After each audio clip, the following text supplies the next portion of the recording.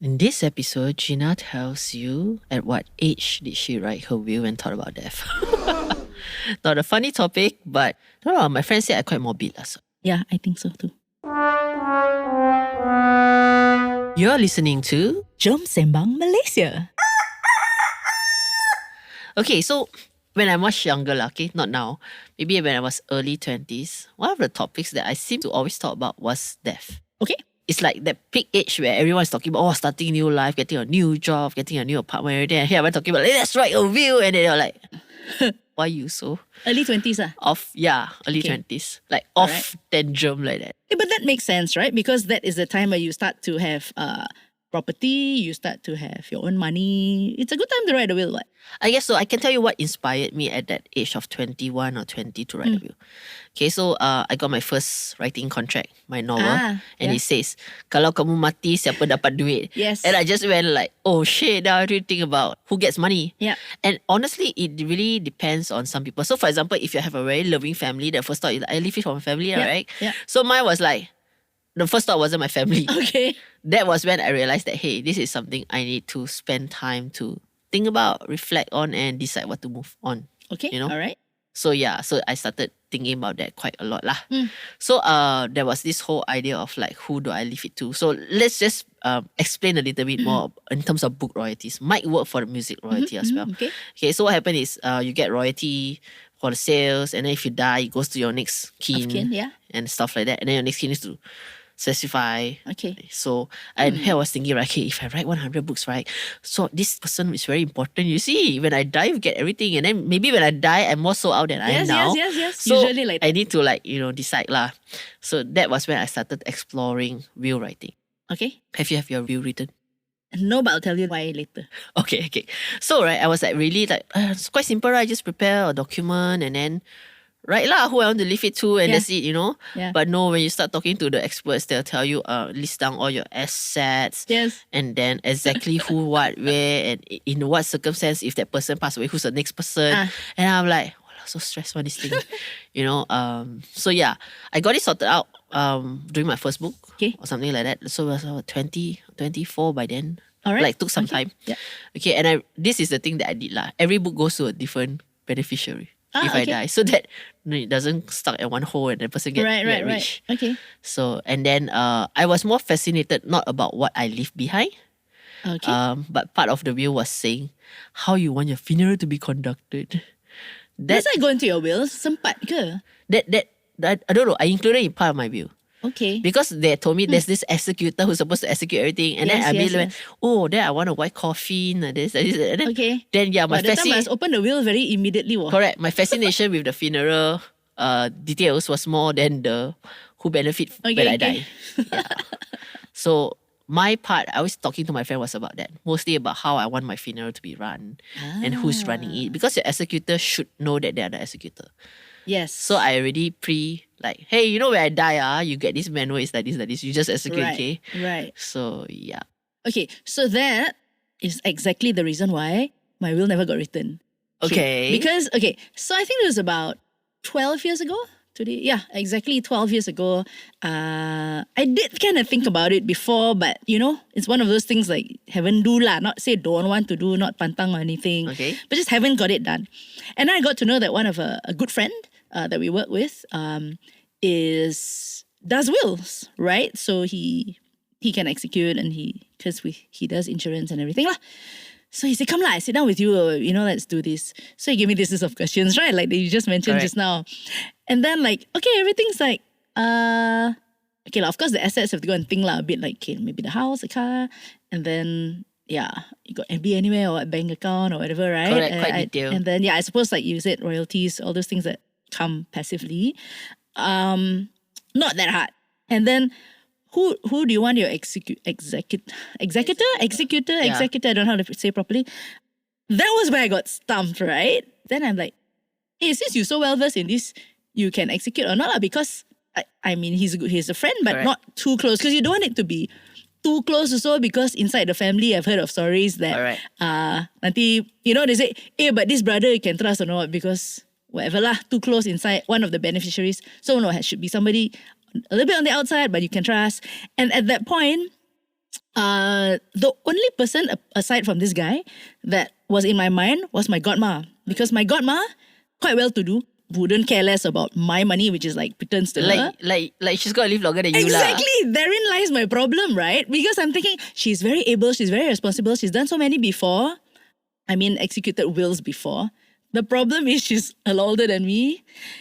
And yeah, it was right lah because she passed away already now. So that was why I got stumped, and then I never proceeded with the thing.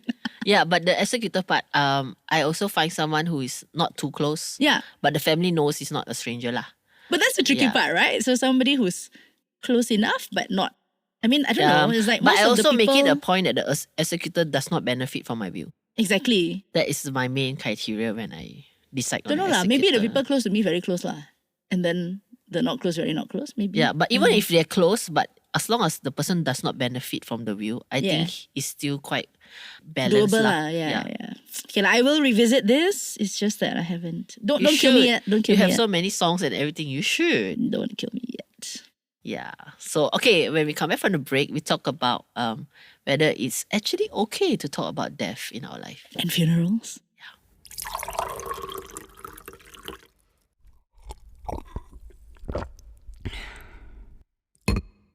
This episode is brought to you by Songs and Stories. What Songs and Stories does is it gives you the true life story of the people.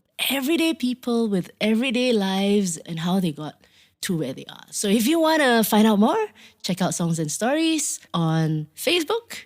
We are also on Twitter and YouTube. And Yeah, actually, you just Google lah. yeah, website songsandstories.com.my. Okay, so right, I find funerals are something that really make me, how to say it? You know, people say, oh, they go to a funeral and then suddenly they remember how valuable life is, and then that 1 week they change the way they function or That 1 week only lah. appreciate life, or and then it goes back to the busyness and everything. Like, so I'm always talking about, like I mentioned earlier, how funeral and death with my friends and stuff like that. So I always ask them, if let's say tomorrow you die, what do you feel? Or are you you die already, ready? got no more feel already. Like, you know, what are your sentiments about it lah? Okay, if tomorrow I died, I might actually feel quite relieved at the moment. Lately, that's what I've been feeling. It's like, I don't have to do this 101 things that is It's like, here. we're going home, bye. But there are things that I want to do that I haven't done before. And I do feel like, I know this might sound a little bit perasan, but I do feel like my mission on earth belum habis lah. So in that sense, I don't think it'll be tomorrow. So actually, this was exactly what went through my mind when we were climbing Mount Kinabalu. Okay. Do you remember? So, okay. So for those of you who don't know, I have I think it's a bit better now, a fear of rocks. So those big slate rocks. And I think I was so, what's the word? In denial that when we trained, I only did the terrain, the hiking kind of terrain. Correct. So forest. Kinabalu has two parts. Yeah. The first half, before you reach the midpoint, is more foresty and whatever. And then the second half is more rocky surfaces. Yes. Okay. So in denial, I only trained for that one. Then when we reached that one, the rock part, after that, the night you stay over and then suddenly it's me and this rope. Thankfully I had gloves, so I wasn't freezing cold and stuck to the rope.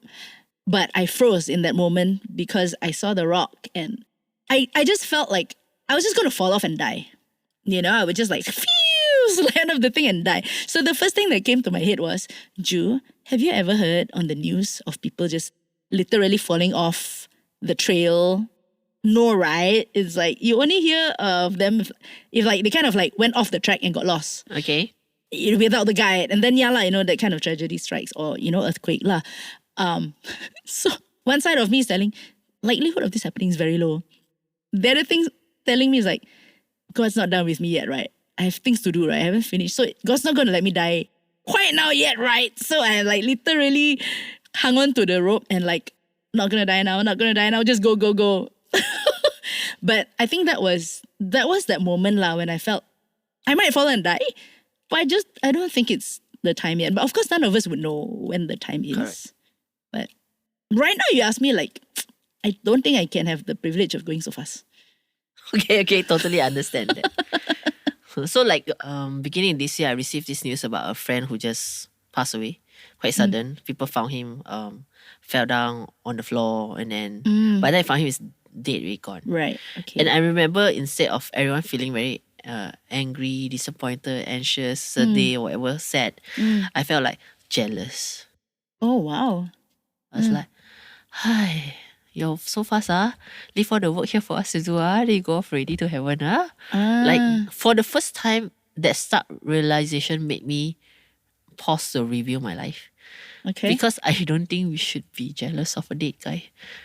But was that jealousy, inverted commas, also because he went quickly and easily? Or, you know how like, wow, people celebrate their, big birthday, their how many years birthday, and then they go to sleep and just never wake up. Like, So wow. for me, it's not about the method of death. Okay. Okay, it's the fact that maybe I was in this very stressed moment, a lot of things to do, like why me, Yeah. in this bottom pit lah. Yes. Okay, so when the news came, I was like, wow, like he got the easy passport way out. Yes. And I'm still here. And I find that, that jealous moment was really a wake up call for me. It's like, do I not look forward to life? That I'm jealous of a guy who's dead, who's probably jealous that I'm alive.